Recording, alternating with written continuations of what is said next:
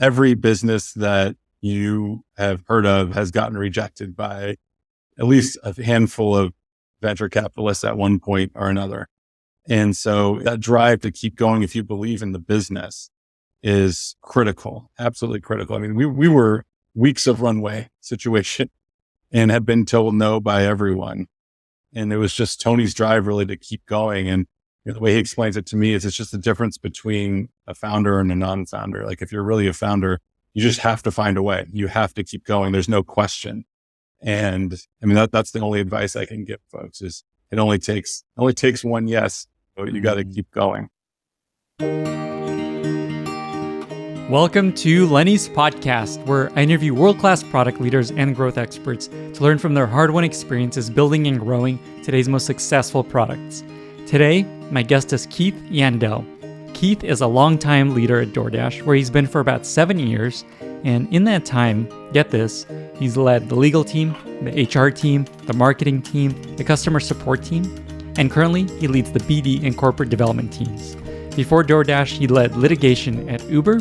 He's also managed folks like Gokul Rajaram, who was previously on this podcast and who suggested that I have Keith on. And damn was he right. Before I had this chat with Keith, I didn't know that much about him, but now you can count me as a huge Keith fanboy. I suspect you'll feel the same way after you listen to this episode.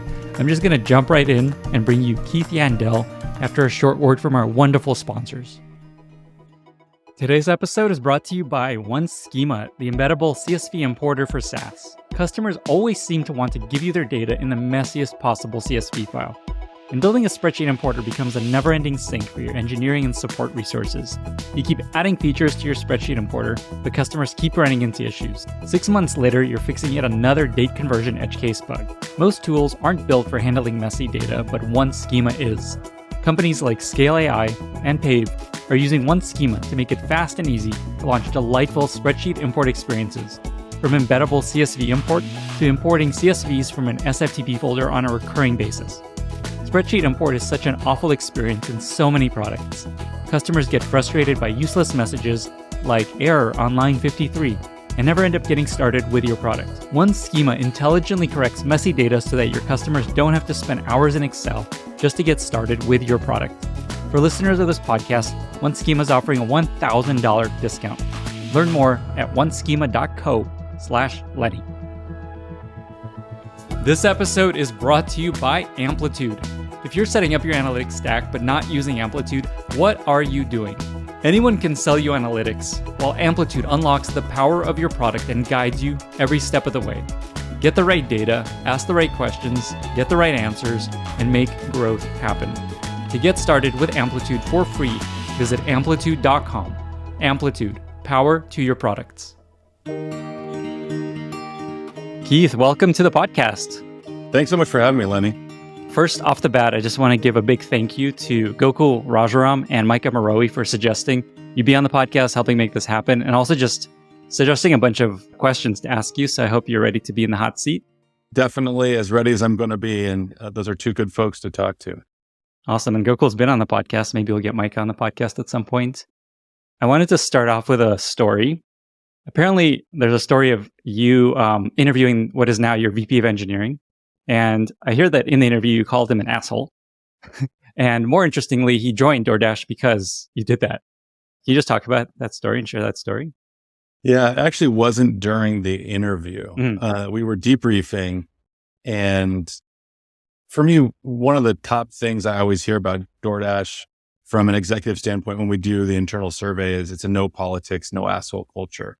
And I'm not one to swear a lot, but after interviewing Ryan Sokol, who's now our VP of Eng, he was just kind of aloof. He came off as aloof to me, really curt answers.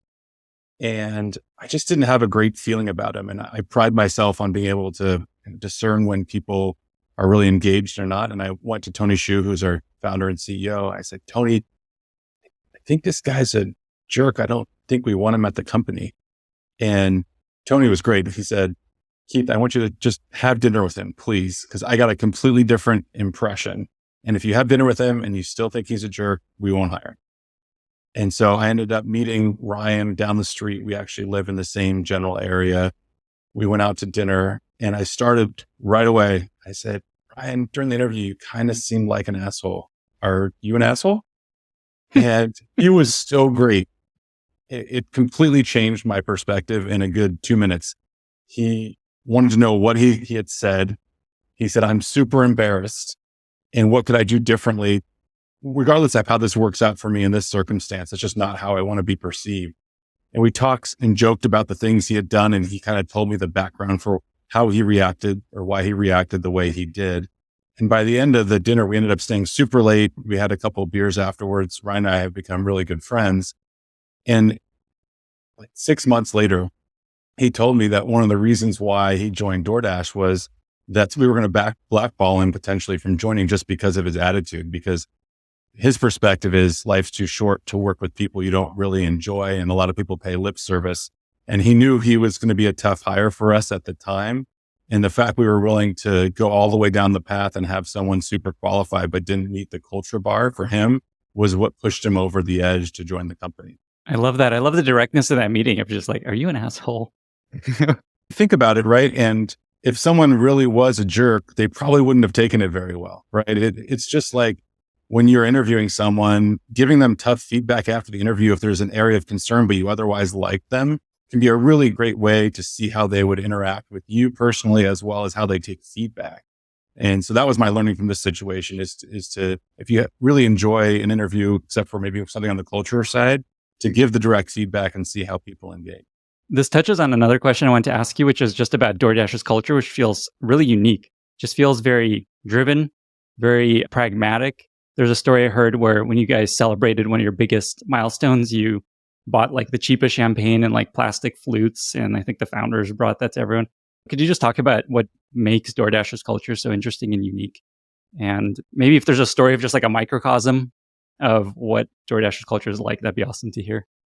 Founder-led companies tend to take on the personality of their founders. And if you've spent any time with our founder, Tony Xu, you realize that he's a humble leader.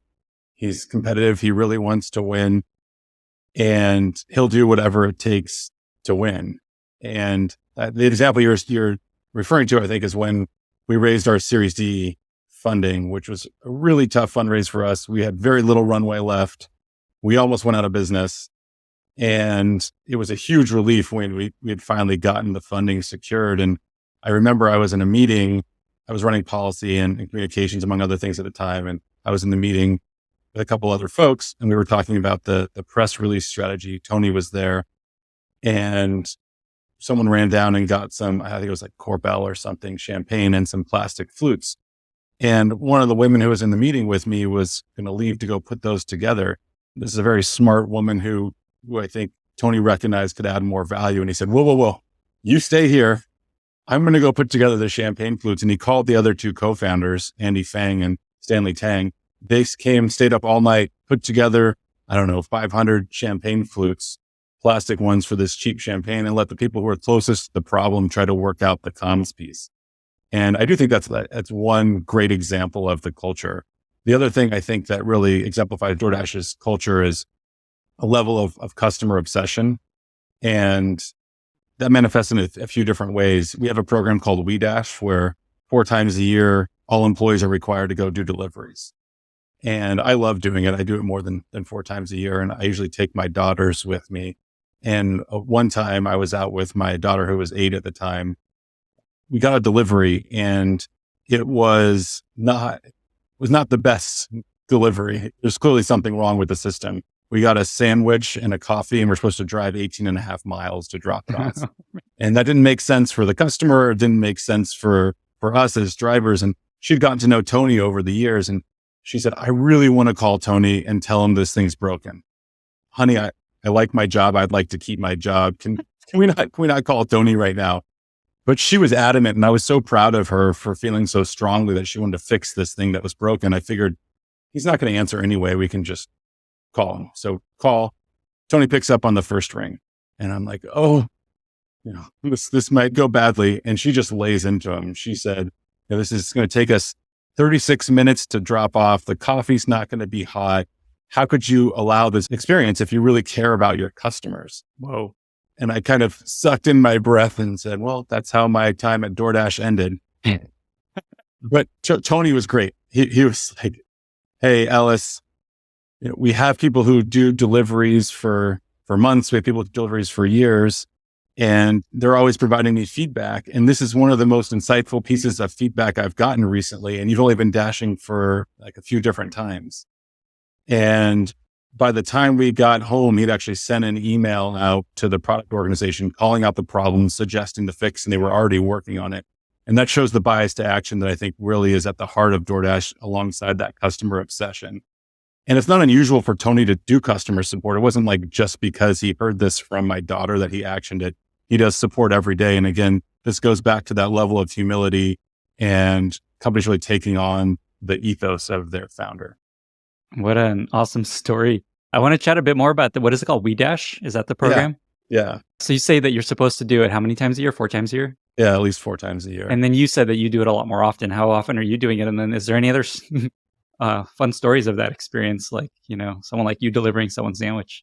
I probably do it once a month. Wow. And there's all kinds of great WeDash stories, but I don't know how interesting they're going to be to the broader public, because for me, it's just about getting out and experiencing the product. I almost always find something that's broken.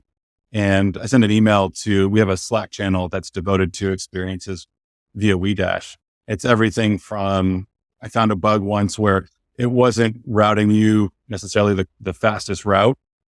It was going using straight line as opposed to road. That was something that we fixed.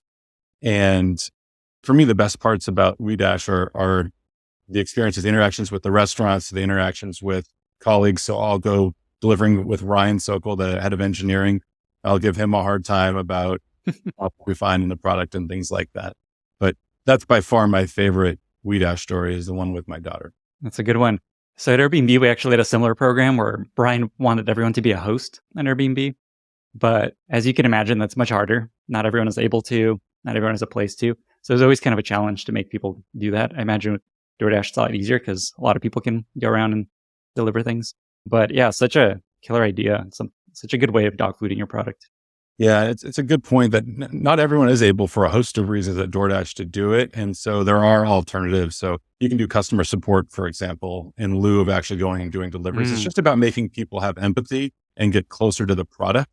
It's also, going back to the culture point you raised, it's a great way to weed out people that maybe we wouldn't want to work with, right? Because not everyone wants to, every software engineer wants to hop in their Tesla and go out and deliver McDonald's to some kids, right? It takes a certain level of humility, a certain amount of customer obsession to even sign up for that. So we're really vocal during the interview process that this is something that's expected, and it serves as a governor to attract the people that we think are going to be most successful at the company. I love that. Imagine all your programs have the dash in there somewhere, something dash. We try. I think when I was head of marketing, we did a much worse job. I think we're doing much better now. Nice. At Airbnb, it was always air something. Okay. So I think one of the most interesting things about you and your background, and maybe unusual things, is the number of teams that you've led over your time at DoorDash. I have a list here. So over your time at DoorDash, you've led the HR team, you led the customer support team, led the sales team, the marketing team. Now you lead the BD and corp dev team. Initially, I think you were chief legal officer. So here's my question. As someone that I imagine doesn't have a ton of expertise and experience in a lot of these areas, how were you able to credibly lead these teams? And I ask partly because as a founder, you have to learn how to lead teams and people that you don't actually know what they're doing as well as they do. And so I'm just curious what you've learned about being able to lead teams in such disparate skill sets and functions. Yeah, the one thing I'll say is I did not run sales. That's maybe one of the very few non-technical functions I did not lead. But the question is a good one. And I had massive imposter syndrome the first time Tony asked me to take on something that I wasn't a subject matter expert in. And I told him I didn't want to do it. And he had me read this book called Range by David Epstein. And the general thesis is that generalists are better than specialists. And it goes through all these examples about how Nobel Prize winners are usually amazing in something other than the field that they actually win the Nobel Prize in. And Tony believes pretty deeply in this philosophy. And the way he explained it to me is as follows. If you want to achieve a 10x outcome, hiring someone that's an expert in the field, it's maybe unlikely you're going to achieve that 10x outcome because they're likely to do things the way things have always been done. So you might achieve incremental benefits, but the odds of completely reinventing the system and doing something that's vastly superior to others is much lower. And he said, I know you don't know how to do this stuff. That's why I'm putting you in the role. And I said, okay. So first thing he helped me do was believe that I could add value here. And then the second thing for me was to go out and find the best people that really were the subject matter experts and add the value I could to help them be successful. And I found that they were actually really attracted to wanting to work with someone like me who came into the interview process and said, good news, bad news. I don't know your field anywhere near as well as you do. Here's the ways I intend to help you. Here's what I think you can provide. And at the end of the day, I'm going to get out of your way. And that's really proven true. So I ran marketing, hired initially a head of brand, Kofi, who now is our CMO, hired a head of legal, who's now our GC, Tia Sheringham. And these people have really just excelled at their function. And with the warm up that I was able to provide, have really proven that they're much better at the jobs than I was. You don't strike me as someone that is like trying to build empires and take over all these teams. I imagine this kind of came at you because you've been doing a great job at other things. Is that how it worked? And I guess, is there any lessons there that you can take away? Yeah, 100%. I run a 12-person org today. So I've gone from running 1,500 people in the company to 12. And for me, people talk a lot about hiring people better than you are. People don't talk a lot about what you do when you hire those people. And if you really care about the company and your long-term brand as an individual, as a manager, you realize what you want to do when you find the person that's better than you is you want to slowly get out of the way. And it's really good for the company. It's my favorite part of my job is seeing people that either I've hired or managed be successful on their own. And I think it's a big part of our success is this desire to be successful regardless of who's in charge. And that comes from the fact when I joined DoorDash, we were getting our tails kicked. We were in fourth place in the space. Uber had just launched food and rocket to market share leadership. And I think that was really good for us as a company because we realized unless we all worked together and it wasn't about who was doing what or things like that, we weren't going to have a shot at being successful. And I think that ethos has really pervaded and persisted since then. Yeah, I think most people don't realize DoorDash actually has the biggest market share in food delivery. I imagine that's still true. I've always seen these like line charts of market share and DoorDash is always the top. I think people kind of think Uber Eats is winning, but it's not true. Yeah, I mean, the category charts I've seen are consistent with what you said by a pretty wide margin. But we try not to focus on things like that. We try to focus on the customer experience. And it's humbling in our space because we're doing millions and millions and millions of deliveries a day. And those deliveries will go wrong no matter how hard you try. And we read those experiences. We do customer support and we understand that there's a long ways to go. So we're just getting started and we know that. You mentioned that you ran this 1,500 person org at one point, and something that I've heard you do that helps you do that is you have this document that you put together that kind of explains how to work with Keith and also just broadly how things work at DoorDash. Can you talk about this document, why you thought it was necessary and kind of the impact something like this has had? And then we're going to share a link to a redacted version of this in the show notes. One thing I've learned is it's super hard to scale culture, especially when you're growing as fast as DoorDash has since I joined. We were 2 or 3xing the company from a headcount perspective for the vast majority of my time every year. And so one thing I noticed is it's hard to come into a place and be new and understand how things work and what it means to be successful there. And so the idea was to do our best to scale that. And one thing that Tony taught me is one thing that scales really well is written work product. And so I put together this document. There's 3 basic subject matters. It's kind of my expectations / what I've seen as traits in successful people within the company. 2 are how I can improve, like basically feedback I've gotten and things I'm working on. For example, I'm a litigator by training. And so I tend to argue about things, even if I agree with people, to test levels of conviction. And I got feedback from my team that was really confusing because I'd be arguing against something and then we would execute that exact thing. And so I try to be transparent about that and explain how I work through problems, but also in saying, hey, this is something I'm trying to improve on, is not being quite so argumentative for sport. And then it talks about what my commitments are to team. So I'm committed to finding you your next job, even if that's not at DoorDash. Life's too short to be in a job you don't like. Things like that. I've heard from a few people how impactful this document ended up being. I guess, what impact have you seen this have on the org that you've run and the company? And yeah, any other examples of just like why this is powerful? Because I imagine some people listening are like, oh, I should do something like this. Yeah, I mean, for me, one of an executive's main jobs is to attract and retain top talent. And going back to why people have joined DoorDash, Kofi Gottfried, who's now our CMO, joined me as head of brand when I was running marketing. And it's comical because this person is a legend in the marketing space and I had no idea what was going on. And so convincing him to join, I was really nervous about. And the point where he decided to join, I had sent him this document. He wanted to know what it was like to work with me. I said, well, I've actually written that down. And he later told me that was a really important factor for him, that someone was so transparent about their areas for growth, how they thought they could be helpful. And he liked the fact that I knew that I didn't know. And so he knew he was going to have a lot of autonomy on the role. And that was really important to him. But more broadly within the organization, how it's been helpful is just being able to have people engage with me in a way, and with the company in a way that is so consistent with the culture from day one. I've had people come and tell me that I'd never met before, that they'd read the doc, even if they're on a different team, and just how helpful it's been to try to acclimate to this fast-paced environment where you're learning and while drinking from the fire hose effectively. Yeah, that makes sense.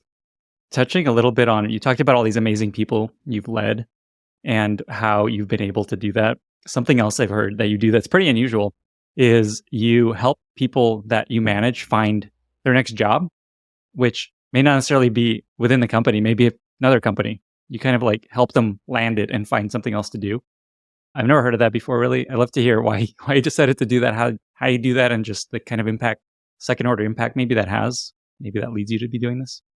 It wasn't a calculated decision why I started doing it, but then I gave it a lot of thought because I was afraid that I might get some blowback when people started taking jobs elsewhere. And as I thought about it, I realized it really is better for the company to have that type of open dialogue with people that work on your team.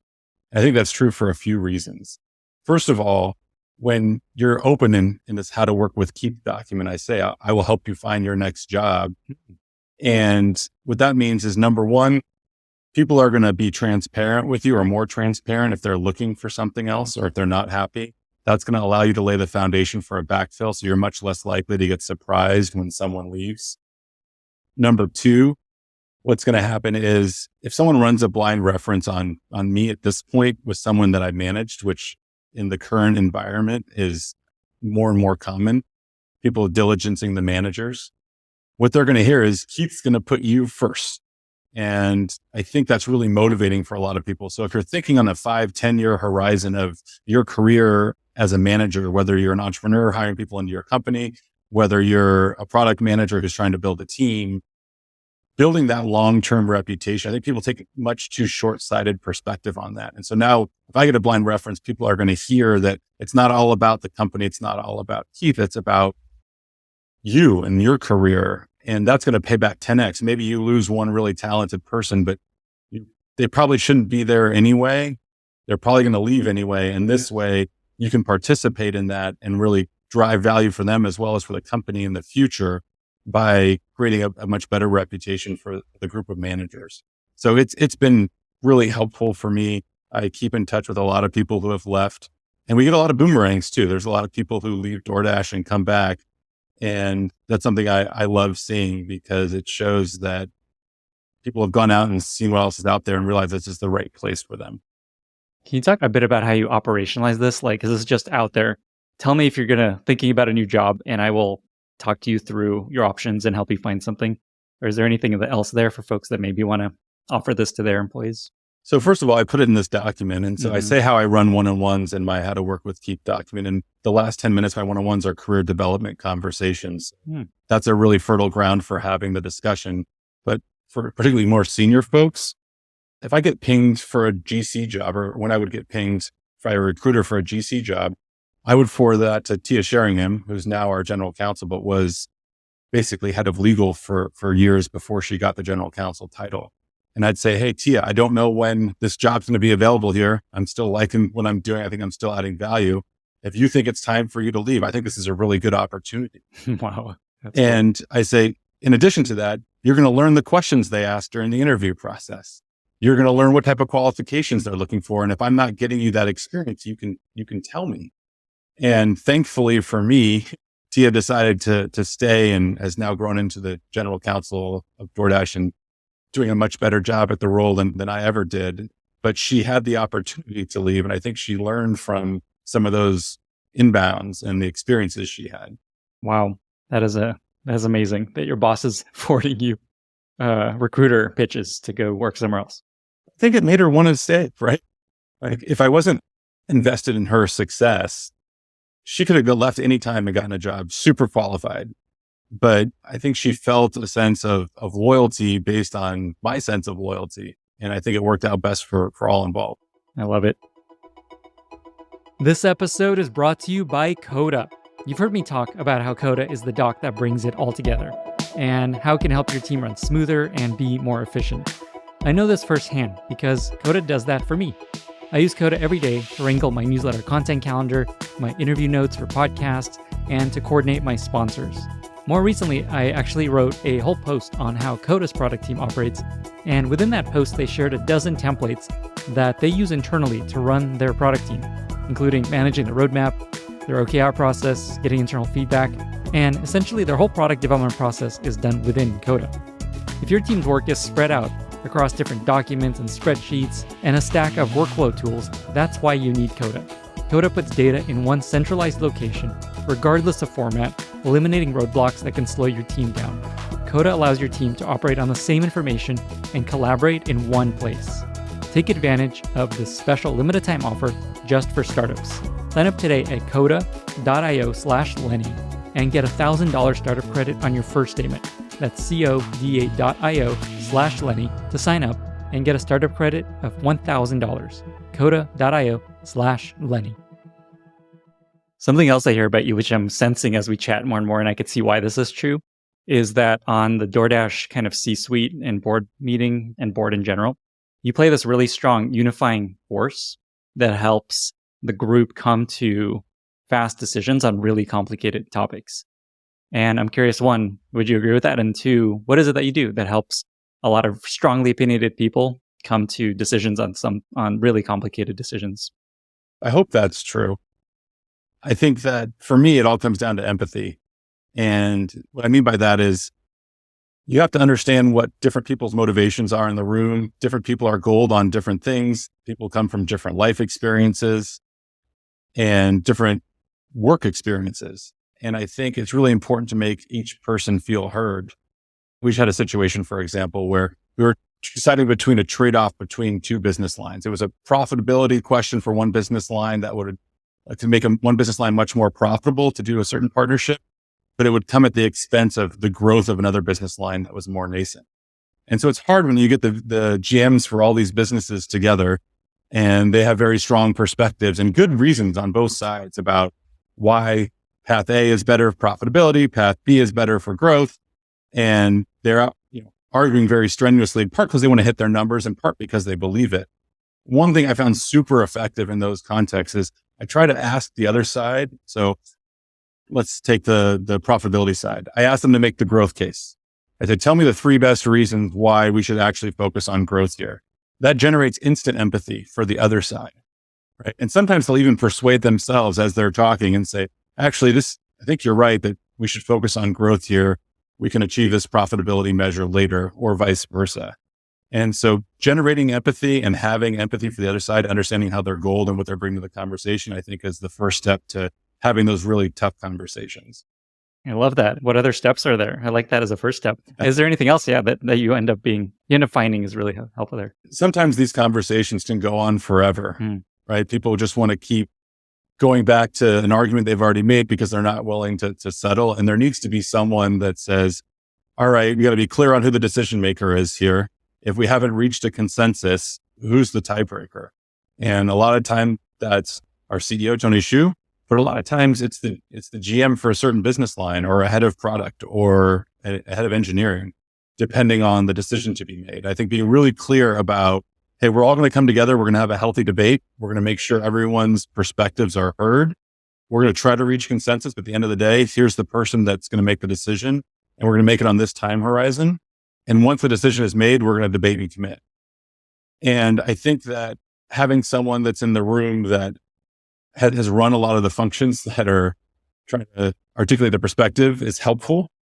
And someone who's been at the company as long as I have and given up as much as I have, right? To your point earlier, everyone knows I'm not trying to build an empire. I'm trying to find a way to win. And I think it gives me some credibility to call the question, figure out who the decision maker is, set a timeline and move on. But it's all, the only way it works is if there's empathy on both sides. This is great. So I just took a few notes. So one is there's essentially the steelman component, like have them steelman the other side, argue why that's the better decision, clarify the decision maker, make it clear, like there's the tiebreaker. If you can't get there, this person is going to make the decision, and then create a time horizon of like, we need to make a decision by this time. Is there anything else before we move on to a different question? I think that's the right framework. I can tell you're a product guy. You're very good at distilling it down to the essence. I think that's a good summary. Yeah, you got to do it. You mentioned the one-on-one meetings, and I took a note on this actually, and I wanted to come back to it. So you mentioned at the end of your one-on-one meetings, you have this kind of coaching career conversation. Is there anything else you could share about just your approach to one-on-one meetings, your like agenda, or how you think about one-on-ones? This is super tactical, but something that I think is really important is I'm very clear in the document we talked about earlier about how I like to work is I demand feedback from me. And so we set aside time during one-on-ones where I want the feedback first, constructive feedback, and I expect it. And if you don't give it to me, I'm going to press you on constructive feedback. And then I give feedback. And it's a lot easier. I tell this to managers all the time. If you create a space where you require constructive feedback, it's a lot easier to give feedback. So one of the top things I hear from managers, especially new managers, they don't like giving constructive feedback. They want to be positive. They want to be liked and things like that. And so it's a nice way to create space to have that dialogue. And that's something I actually learned from Travis when I was at Uber. We had a system called T3B3 where during reviews or pulse check-ins, you'd have to say 3 positives about your manager and 3 constructive pieces of feedback for your manager. And the first time I did it, I just did the top things for my manager, who was the general counsel at the time. And Travis came over and said, this is totally unacceptable. You have to provide constructive feedback, which made me super uncomfortable, but created the right environment where people could have these tough conversations because my manager can't get mad at me because she knows the CEO is going to come give me a hard time if I don't provide some constructive feedback. And I think having that as an expectation is super important to building open lines of communication. Wow. I like this T3B3. So T is top good things and B is 3 bad things. Yeah. Cool. I'm trying to imagine you in this meeting with the CFO you mentioned, the CMO you mentioned, and them like having to give you constructive feedback. That's always hard, even though you expect it. Is there anything else you do to help people feel comfortable giving you hard feedback in meetings like that? You have to thank them for it, right? I mean, there's a saying feedback is a gift, but you have to say stuff and you have to action it. I mean, that's one thing I've found that can be really demotivating for folks, whether it's a lot of these companies have these pulse surveys or they talk about what the company can do better and they put the results on the screen and we're going to work on it. And that's the end of it.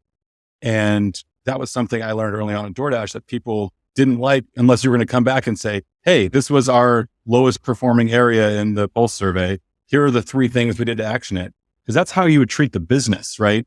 If we got feedback from a customer or from another business line, you would say, heard it. We're going to come back and report out on what we're going to do differently. And then we're going to track the progress. And so I think that's really important when you receive feedback. You have to show people that you're actioning it and say, I heard this from you, checking in. Am I doing better? Here are the things that I've changed. And so making sure that there's that feedback loop, I think is another important part of creating the right structure for a good, healthy culture.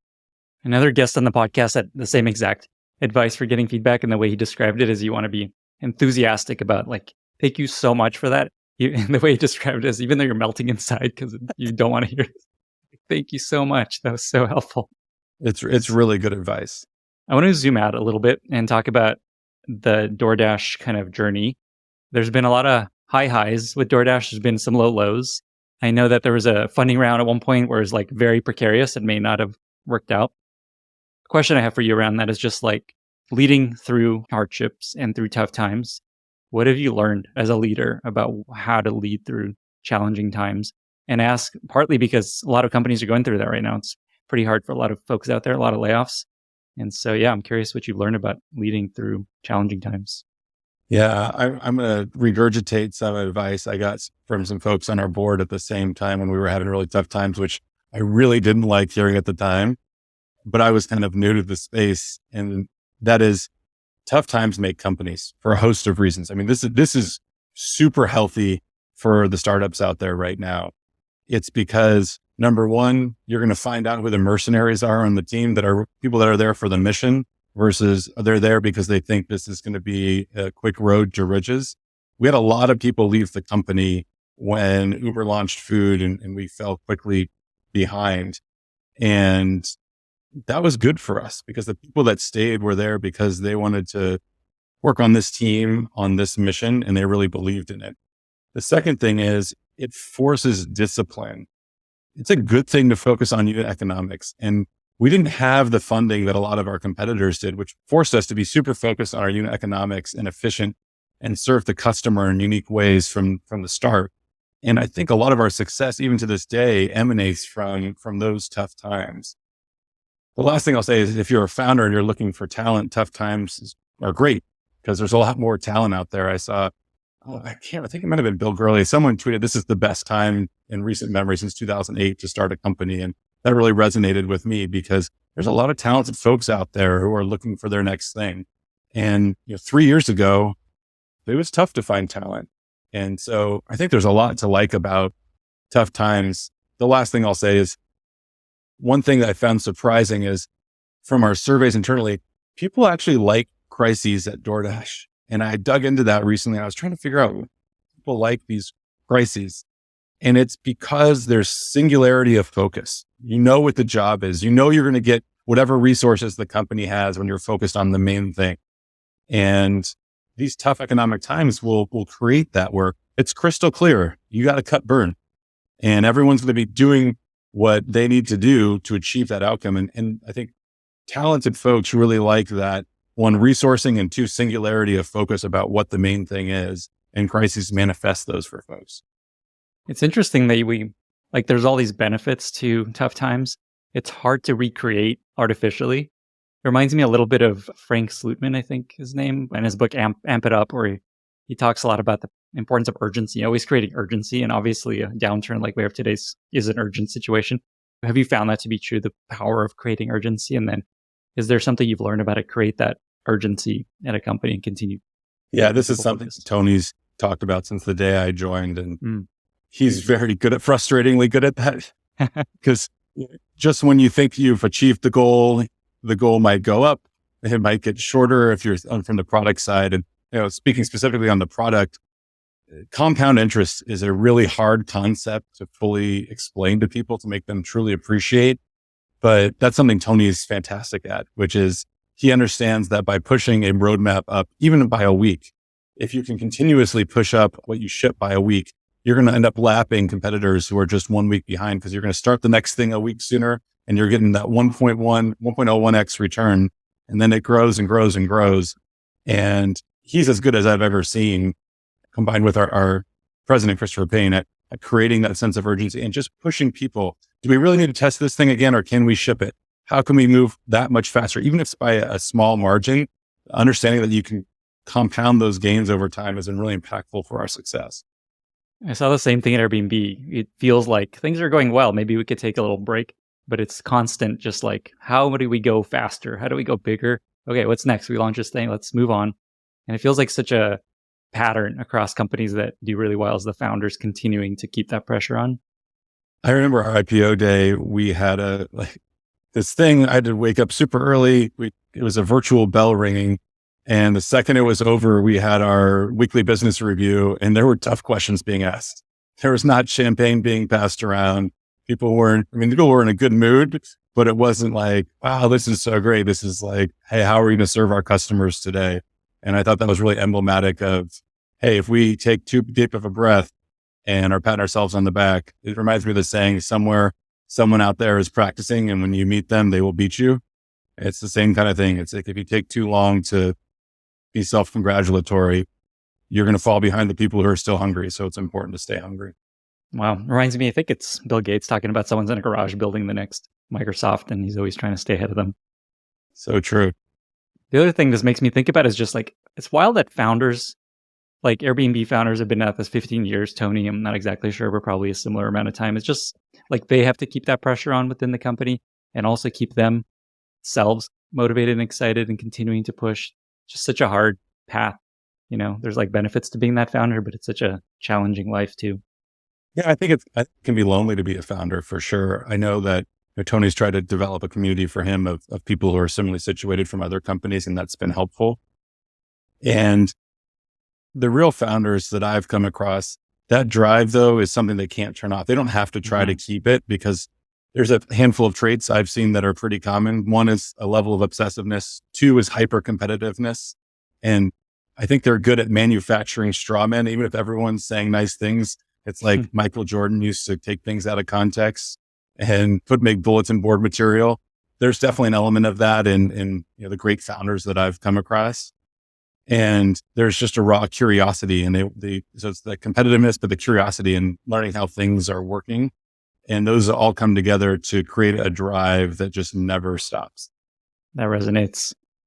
Coming back to the DoorDash journey a little bit, I imagine the pandemic was kind of this microcosm of high highs and low lows, where as an external observer, it felt like everyone needed DoorDash immediately, and it was just like probably the best thing for your business. On the other hand, I imagine you had to scale like crazy and keep the wheels on the bus through this time. Can you just talk about that part of history for DoorDash? I mean, it was just a wild roller coaster. We were trying to get ready to go public, first of all. And so there was that overlay.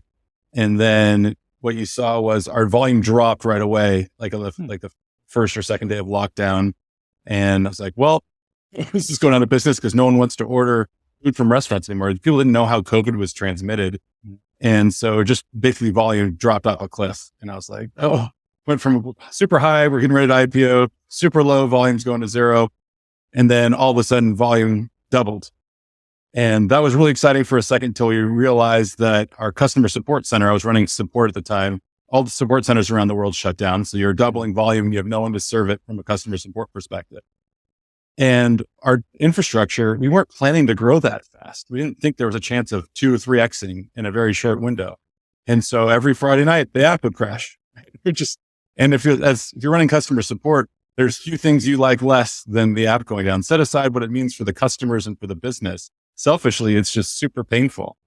The irony of it is our NPS was going up, and that people were just so grateful to have the product, to be able to safely get the things they needed, for people to be able to earn money at times when they really needed it because maybe their job had been shut down or they weren't allowed to go in. It became a really essential service for folks. And that was really motivating for me, and I think for the team, is to really be able to fulfill the big part of our mission of empowering local economies in a very unique way in a very special time. And the last thing I'll say on the pandemic was, I remember vividly, one of my most vivid DoorDash memories was being on a Zoom call where we were trying to figure out what to do to help restaurants. And again, we were trying to go public, and Tony made a decision. And I admit I was on the wrong side of history. I was arguing that it seemed extreme just to cut commissions by basically $100 million for restaurants to help them stay in business.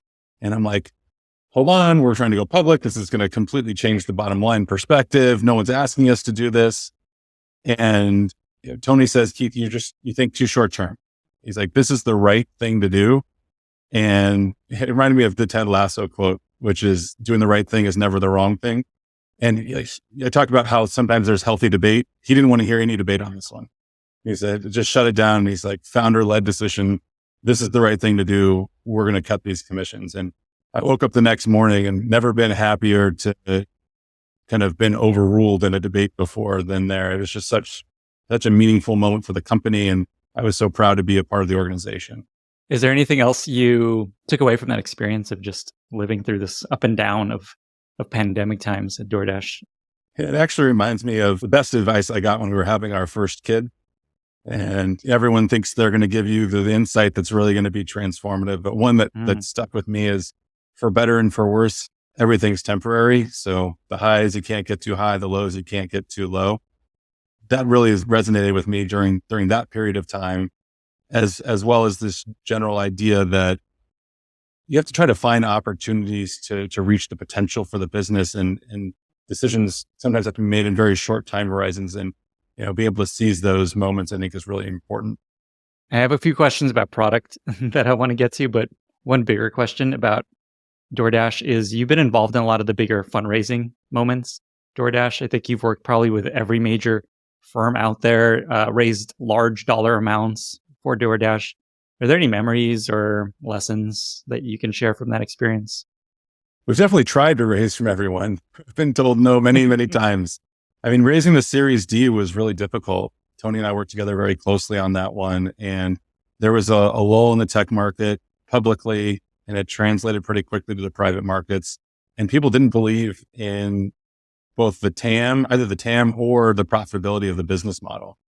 And it was difficult. I think one thing that process taught me is, after we raised the D, almost every round, or I think every round, ended up being led by someone who had passed in a previous round.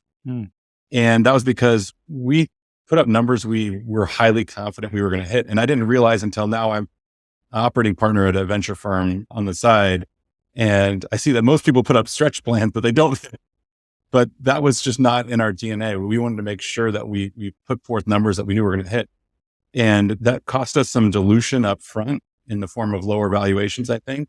And there's just a trust that builds from that, where when we tell people we're going to do something, that they have conviction that we're going to do it. And I would trade, a couple of points of dilution for that level of trust along with the right investor base over time. For founders that are going through fundraising right now, maybe having a hard time, any just advice from that period for founders that are having a hard time raising these days? It's fortunate because you only need one yes, right?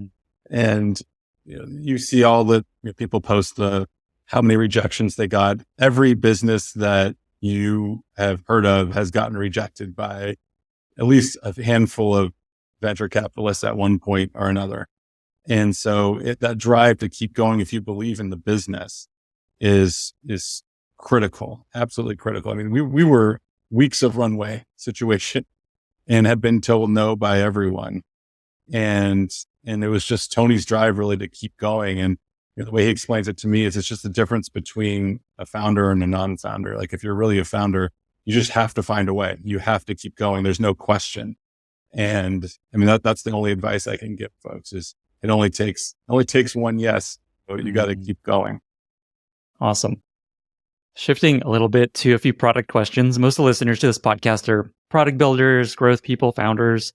And so I have a couple questions here. Today, you're currently leading the corp dev and BD team, and I imagine you work closely with the product team. And so I'm curious what you found to be an effective relationship between BD and product, and from the experience you've had at DoorDash doing that.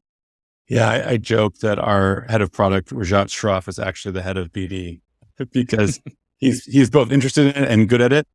And to do impactful BD, the two really have to go hand in glove.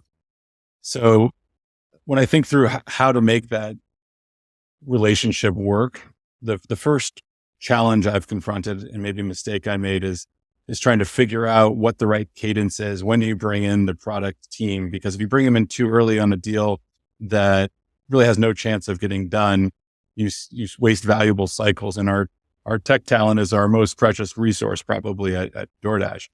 And so you have to be really mindful about when you bring them in. But if you bring them in too late, it may be a situation where you've given on terms that you really shouldn't have. And that can be really detrimental to the partnership as well. So I think one thing to do is just give visibility. So without actually bringing them and having a full discussion, like, here's the pipeline. If you see things that are super impactful, let us know. If you think things you're not so sure that are going to make a difference, please let us know. That's been really helpful. Another thing that Rajat's taught me is the importance of building platforms, and whenever you can. So what we used to do is I'd go out and negotiate a deal. We had a lot of deals around DashPass, which is our subscription product. And I'd ask the product team to go build a bespoke thing for this particular partnership, Chase or whatever partnership we were negotiating at the time.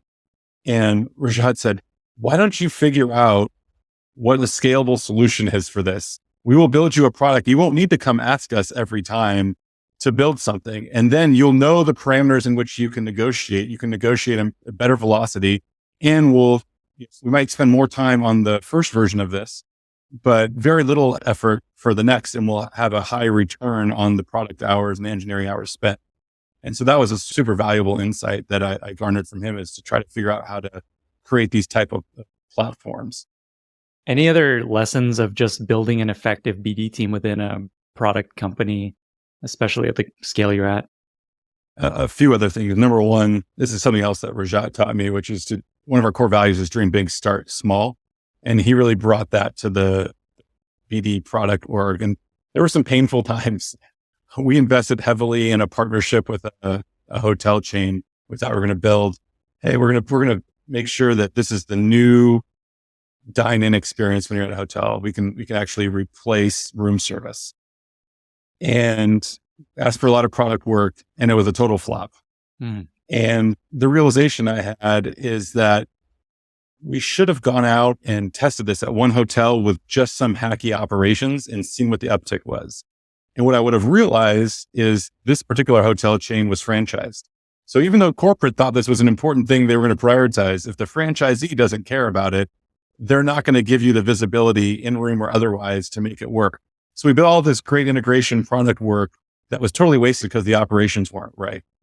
And I have probably 2 or 3 other examples of situations where I learned I should have just gone out and stood out front with a promo code and handed it out in certain forums and seen if that changed customer behavior before going and asking for the product resources. And Rajat correctly was like, hey, this is how we have to think about these things going forward. So yeah, definitely building platforms, dream big, start small, use operations to test a thesis around a deal before you actually expend the product resources, I think has been super helpful. And then the last thing would be to engage early, but not too early on the deal opportunities. It's interesting how the advice of doing things that don't scale just continues to be useful, even at the scale of a DoorDash. Like you said, you could just stand out there and see if people want room service through DoorDash before building a whole solution. Yeah, early DoorDash, that was the core value, do things that don't scale. And it's as relevant today as it was then. Same at Airbnb is something the founders brought up all the time. And speaking of that, another area that you have a lot of expertise on is legal. So you led legal for a while at DoorDash. And I was thinking, as I was thinking about this question, I wonder what's more difficult, to be head of legal at Airbnb or head of legal at DoorDash. Both fraught businesses and ideas, but we'll avoid that question for now. So my question is just legal and product. It's always this interesting relationship. How much legal has say over what happens versus how much product has final decision-making powers. Any lessons there about just how to set up a product and legal relationship within a software business? Yeah, I mean, both for the product folks that are listening, as well as the entrepreneurs who want to be founders. I've had the pleasure of working with 2 founders who are very product-driven, product-first folks, in Travis and Tony. And I found that the way they engage on the legal side is with a curiosity I referenced earlier, which is they're both hyper curious, and they will ask questions until they understand the law in the particular area about as well as the lawyers. And then they will apply a first principles product mindset to their understanding of the law. And they will push the lawyers to make sure that they're not being overly conservative, which sometimes they can be.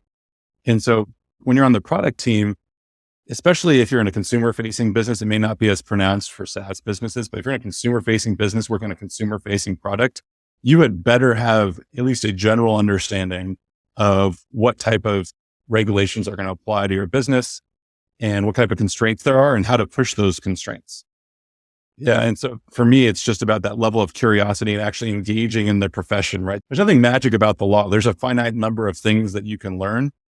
Just like all the other functions I've learned, I think you can engage them in a way till you are proficient and can actually be really accretive to your business. Keith, this has been incredible. I can see why people want to work for you, why they keep giving you more teams to run. I learned a ton. I'm really excited for folks to listen to this and learn from you. 2 final questions. Where can folks find you online, or if they want to reach out or learn more, where do you point them? And then 2, how can listeners be useful to you? If you want to find me, LinkedIn is the place. You can locate me. You can locate me there. I don't do any other social media. I know that it is maybe unusual in this day and age, but that's my preferred medium. And then as far as being helpful, always looking for referrals for great people. That would be the number one thing. And everyone has an opportunity to use our products. So if you have product feedback, I always welcome that as well. For folks that maybe want to join DoorDash after hearing this, is there specific roles you're hiring for? Anything you want to share there, folks that might be interested? Yeah, I mean, select roles definitely on the product and engineering side is a place we're focused right now. But even if there's not a role open today, I like meeting great people. I've found that building relationships over time, even when you're not looking, is impactful. Awesome. Keith, thank you so much again for doing this. Thanks, Lenny. Thanks for listening. You can find the full episode on YouTube or head on over to lennyspodcast.com.